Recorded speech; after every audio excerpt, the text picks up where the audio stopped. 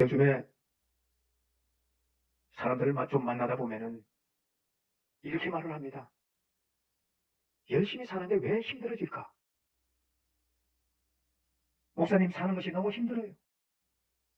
예전에는 열심히 일하면은 희망이 있었습니다. 열심히 저축하면은 내 집 마련도 꿈꿀 수가 있었습니다. 자녀를 키우면서도 내일을 기대할 수가 있었어요. 그런데 지금은 다릅니다. 물가는 계속 오르고 내가 가지고 있는 이 소득은 제자리입니다. 장사는 예전 같지 않고 직장은 언제까지 다닐지 불안합니다. 은퇴를 앞둔 분은 노후가 걱정되기도 하고 젊은 세대는 미래가 보이지 않는다고 합니다. 여러분, 이것보다 더 큰 문제가 있어요. 경제가 어려워지는 것보다 먼저 마음이 무너진다는 겁니다. 처음에는 조금만 버텨보자 라고 합니다. 그러다가 시간이 지나면 이제는 안 될 것 같다라고 이렇게 말을 합니다. 그리고 마지막에는 기도해도 달라지는 것이 없다 이런 생각까지 들기도 합니다. 여러분, 사탄은 바로 그 순간을 노리는 거예요. 우리에게 가난보다 먼저 사탄은 소망을 빼앗고 어려움보다 먼저 믿음을 흔듭니다. 그러나 하나님은 언제나 희망 있는 사람을 부르는 것이 아니라 희망을 잃어버린 사람에게 찾아오신다는 것을 여러분 기억하시기를 바랍니다. 성경에 보면은 사마리아 여인이 남편을 5번씩 바꾸었습니다. 희망을 그의 삶은 완전히 잃어버렸어요. 목마름에 지쳐있는 그를 예수님께서 만나 주셨습니다. 12해 혈루증으로 재산을 모두 탕진하고 절망 속에 허덕이는 그 여인에게 희망을 보여주셨습니다. 날 때부터 앞을 보지 못하는 거름맹이에게 예수 그리스도께서 희망을 주었습니다. 여러분, 그렇습니다. 하나님은 희망을 잃어버린 자를 찾아오십니다. 할렐루야. 오늘 본문에 보면은 학개서의 이 백성들도 우리와 똑같은 현실 속에 있습니다. 그들이 70년 포로 생활에 돌아와 보니 그 벅찬 기쁨도 잠깐, 상황을 보니까 경제는 무너졌고 나라는 힘도 없었으며 그들의 미래가 도저히 보이지 않았습니다. 그런 그때에 하나님께서 말씀을 하십니다. 강하여라, 두려워하지 말라. 내 영이 너희 가운데 머물러 있다. 오늘 여러분, 이 말씀이 현재 어려운 상황 가운데 처해 있는 모든 분들의 하나님의 위로와 희망의 음성이 되기를 축복합니다. 학계 선지자가 활동할 때는 바벨론 포로에서 돌아온 바로 직후입니다. 이스라엘 백성들은 고향에 돌아왔지만은 현실은 기대와 너무나도 달랐어요. 성전은 무너져 있었고 그들의 경제는 하락이었습니다. 농사를 지어도 수확이 적었어요. 그래서 학개서 1장은 이렇게 말씀을 합니다. 너희가 많이 뿌릴지라도 수확이 적고 먹어도 배부르지 못하며 벌어도 구멍난 전대에 넣는 것과 같다. 정말 이 시대와 비슷하지 않습니까? 많은 사람들이 열심히 일하는데 남는 것이 전혀 없습니다. 돈은 분명히 벌었는데 쓸 곳이 많아 금방 나가버려요. 마음에는 늘 부족함이 있습니다. 그 이유를 백성들은 하나님의 성전보다 자신의 삶을 먼저 붙들었다는 겁니다. 자신의 인생만 돌보는 사람들, 더 삶이 어려워졌다는 거예요. 그때 하나님은 학개를 통해서 이렇게 말씀을 합니다. 먼저 하나님을 바라보라. 상황이 어려울수록 하나님을 바라보라는 겁니다. 내가 너희를 다시 일으키겠다. 사랑하는 성도 여러분, 우리도 경제가 어려우면 가장 먼저 줄어드는 것이 있습니다. 수요, 금요, 새벽 기도를 줄입니다. 예배를 소홀히 합니다. 헌신을 미룹니다. 하나님보다 현실을 더 크게 보기 시작하는 것입니다. 그러나 현실이 하나님보다 커지는 순간 우리의 믿음은 희미해지고 작아지기 시작합니다. 하나님은 오늘도 말씀하십니다. 환경을 보지 말고 나를 바라보라. 할렐루야. 어려운 가운데 여러분, 막막한 현실 속에서도 우리가 하나님께 집중하면은 하나님은 다시 일하게 하시는데 어떤 일을 하시는지, 첫 번째로 하나님은 무너진 현실보다 하나님의 임재를 먼저 회복시켜 주십니다. 오늘 본문 4절 5절에 보면은 수룹바벨아 강하게 할지어다. 여호수아여 강하게 할지어다. 백성들아 강하게 할지어다. 어떻게 강하여질 것인가? 내 영이 너희 가운데 머물러 있나니 두려워하지 말지어다. 여러분, 하나님은 어려울 때 돈 먼저 주지를 않습니다. 성전을 하루아침에 완성시키지도 않았습니다. 먼저 말씀하신 것은 내 영이 너희 가운데 있다 였습니다. 왜 그럴까요?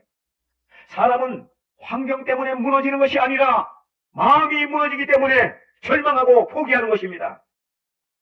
그러나 하나님의 영이 함께 하시면 사람들은 얼마든지 다시 일어설 수가 있는 것입니다. 여러분, 성령이 함께 하시면 절망 속에서도 희망을 볼 수가 있습니다.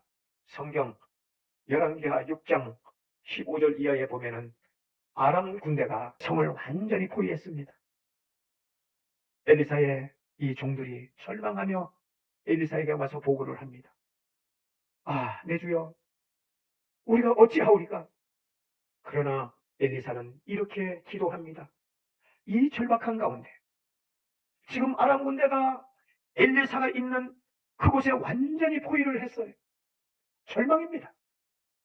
그때 엘리사는 이렇게 기도합니다. 여호와여, 그의 눈을 열어보게 하옵소서. 그러자 종의 눈이 열려버렸습니다. 그렇게 두려워하던 종들의 눈이 열려가지고 그들의 눈에 불말과 불병거가 산에 가득한 것을 보았다는 겁니다. 영적 교훈으로 보면은 우리가 현실만 보면은 절망을 합니다.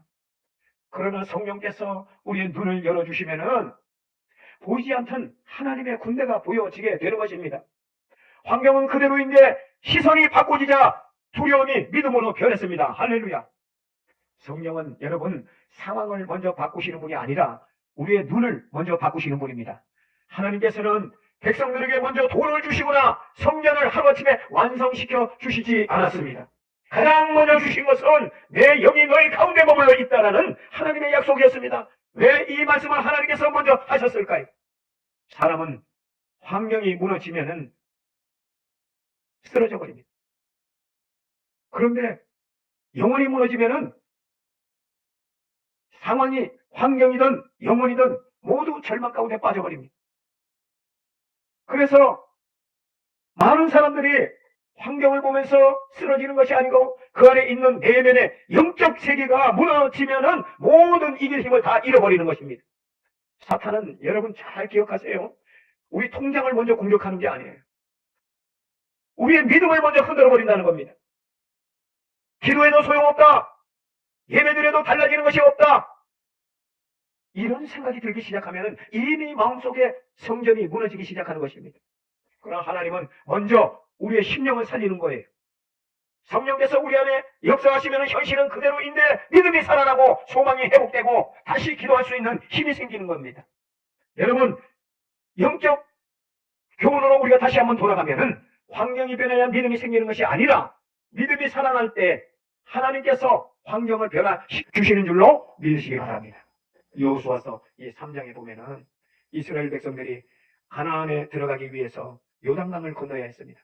그런데 문제는 그때가 바로 수확기예요. 그래서 이 요단강이 강둑을 넘쳐나고 있다라고 성경은 기록을 합니다. 사람의 생각으로는 그 물이 줄어들기를 기다려야 요단강을 건너는 거예요. 그러나 하나님은 전혀 다른 명령을 내립니다. 하나님의 언약궤를 메고 먼저 강을 건너라고 말씀을 명령을 하시는 겁니다. 그래서 제사장들은 물에 갈라진 다음에 들어간 것이 아니에요. 물이 그대로 넘실거리는데 먼저 하나님의 궤를 메고 발을 디뎠다는 겁니다. 그 순간 놀라운 일이 일어났습니다. 여호수아서 3장 13절에 온 땅이 되시는 여호와 궤를 맨 제사장들이 요단강 그 강에 발을 담그고 선 순간에 아래로 흐르던 물이 끊어지고 벽을 이루게 되었다. 할렐루야.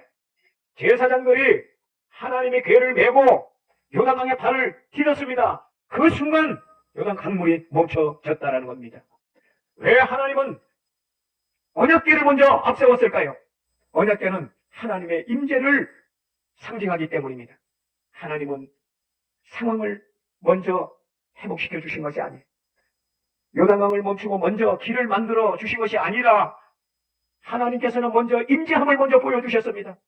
우리의 경제가 어렵고 미래가 보이지 않을 때에 먼저 우리가 붙들어야 할 것은 돈이 아니라 하나님의 임재인 줄로 믿으시기 바랍니다.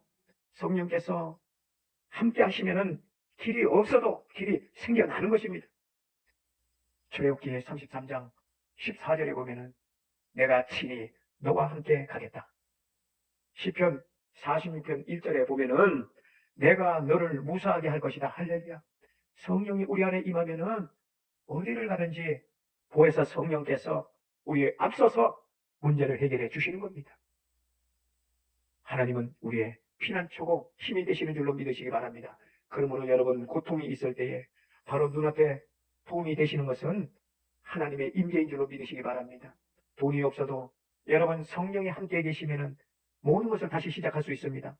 환경이 어렵고 부족해도 미흡해도 하나님이 함께 하시면은 새로운 길이 열어지는 줄로 믿으시기 바랍니다. 그러므로 여러분 낙심하지 마십시오. 기도를 멈추지 마십시오. 예배를 포기하지 마십시오. 할렐루야.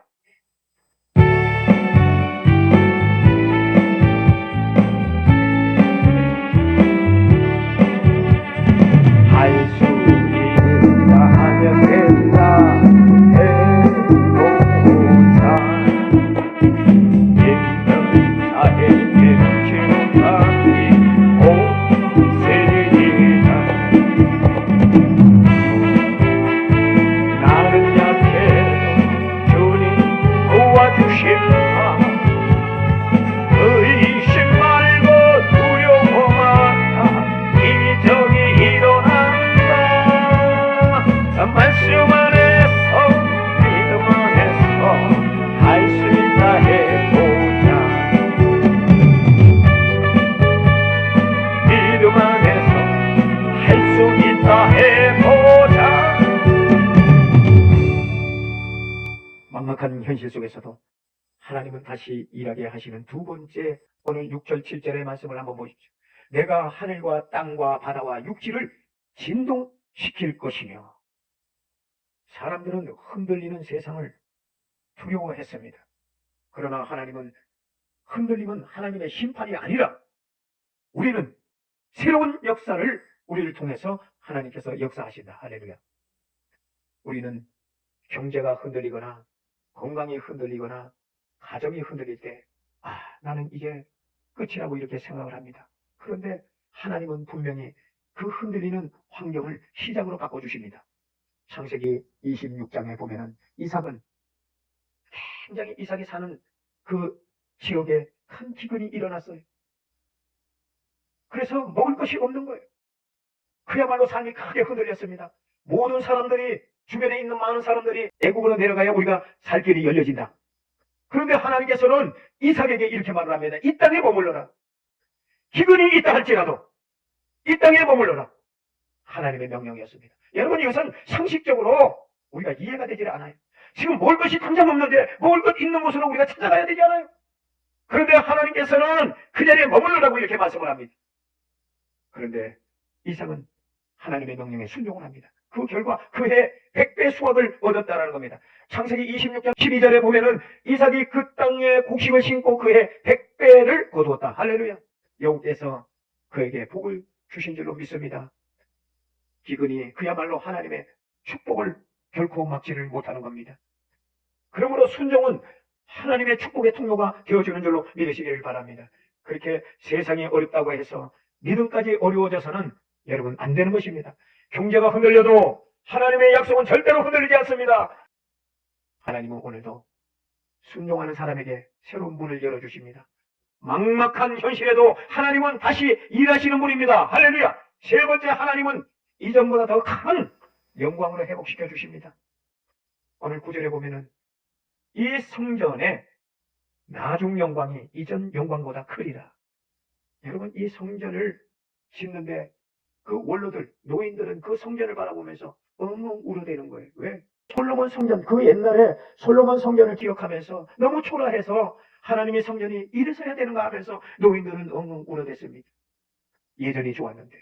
그러면서 이 노인들이 울어댈 때에 하나님은 결코 과거에 붙들리지를 않습니다. 내가 앞으로 큰 영광을 보여주겠다. 하나님의 말씀입니다. 하나님은 언제나 과거보다 미래를 준비하시는 분입니다. 스가랴서 4장에 보면은 성전 재건이 시작되지만은 시간이 지나면서 백성들은 낙심을 하는 거예요. 왜? 성전 건축을 하는데 방해가 계속됩니다. 경제도 너무 어려운 거예요. 그래서 이구동성으로 백성들은 이제는 안 된다. 그때 하나님께서 스가랴를 통해서 스룹바벨에게 말을 합니다. 큰 산아, 내가 무엇이냐? 스룹바벨 앞에서 평지가 되리라. 스가랴서 4장 7절의 말씀입니다. 그리고 이어서 말씀을 합니다. 스가랴서 4장 9절에 다시 한번 말씀을 합니다. 스룹바벨의 손이 이 성전의 기초를 놓았은즉 그의 손이 또한 그것을 마치리라. 하나님은, 이 말씀이 무슨 말이냐? 하나님은 결코 포기하지 말라는 거예요. 지금은 너희가 하는 일이 큰 산으로 보이지만은 하나님께서 그것을 평지로 만들어 주신다는 겁니다. 가장 유명한 말씀을 우리가 너무나도 잘 알죠. 스가랴서 4장 6절. 힘으로 되지 아니하고 능으로 되지 아니하고 오직 하나님의 영으로 되느니라. 결국 하나님의 성전은 완성이 되었습니다. 사람의 힘으로가 아니라 하나님의 영이 이루신 줄로 믿으시기 바랍니다. 우리의 인생도 마찬가지예요. 걷잡을 수 없을 정도로 수습하지 못할 정도로 성령께서 역사하시면은 하나님이 시작의 일은 반드시 완성이 되는 줄로 믿으시기 바랍니다. 빌립보서 1장 6절에 여러분 안에 선한 일을 시작하신 분이 그리스도 예수의 날까지 그 일을 성취하실 것을 나는 확신합니다. 예레미야 29장 11절에 보면은 여호와의 말이다. 내가 너희를 위해 갖고 있는 계획들을 내가 알고 있으니 그것은 평안을 위한 계획이지 재앙을 위한 것이 아니며 너희에게 미래와 소망을 주기 위한 것이다. 할렐루야. 혹시 여러분 지금 상황을 보면서 내 처지를 보면서 내 인생은 너무 늦었다고 생각하십니까? 하나님께서는 늦은 인생이 없습니다. 할렐루야. 늦은 인생이 없어요. 여러분, 하나님께서는 우리의 인생을 늦게 생각하지 아니하십니다. 인생의 끝자락에 다시 한번 최고의 가치를 세워주시는 분인 줄로 믿으시기를 바랍니다. 지금도 하나님은 저와 여러분에게 새로운 시작을 준비하고 계십니다. 그러므로 결론적으로 우리가 참된 회복은 바로 예수 그리스도 안에서만 완성이 되는 것입니다. 사랑하는 성도 여러분, 학계의 이 백성들은 무너진 성전을 바라보면서 절망을 했습니다. 그러나 하나님은 그 성전보다 더 큰 영광을 약속을 하셨습니다. 그 약속은 결코 예수 그리스도 안에서 이루어진다는 겁니다. 예수님은 참된 성전으로 우리에게 다가오셨습니다. 죄로 무너진 우리를 위해서 처절한 십자가를 지시고 십자가에서 죽음을 이기시고 부활하심으로 절망을 소망으로 바꾸어 주셨습니다. 세상에서 보기에는 예수 그리스도의 십자가 그것이 실패처럼 보였지만은 하나님은 그 십자가를 인류의 구원의 영광으로 분명히 바꾸어 주셨습니다. 이사야서 53장 5절에 보면은 그가 찔림은 우리의 허물 때문이요 그가 상함은 우리의 죄악 때문이라 그가 징계를 받음으로 우리가 평안을 누리고 그가 채찍을 맞음으로 우리가 나음을 입었도다. 예수 그리스도께서는 우리의 삶의 고난을 십자가에서 이미 다 처리해 주셨습니다. 그러므로 우리의 경제와 환경은 여전히 흔들릴 수가 있어요. 그러나 예수 그리스도는 절대 흔들리지 않습니다. 부활하신 주님은 성령을 우리에게 보내주셔서 낙심한 심령을 다시 새롭게 하시고 무너진 믿음을 일으키시며 다시 살아갈 능력을 저와 여러분에게 공급해 주십니다. 그러므로 여러분 현실이 정말 어렵고 힘들다 할지라도 여러분 예수 그리스도를 바라보시기 바랍니다. 무너진 계산보다도 하나님의 약속을 여러분 붙드시기를 바랍니다. 성령의 능력을 의지하여 다시 일어나는 여러분 되시기를 주의 이름으로 축원합니다. 하나님 아버지 감사합니다.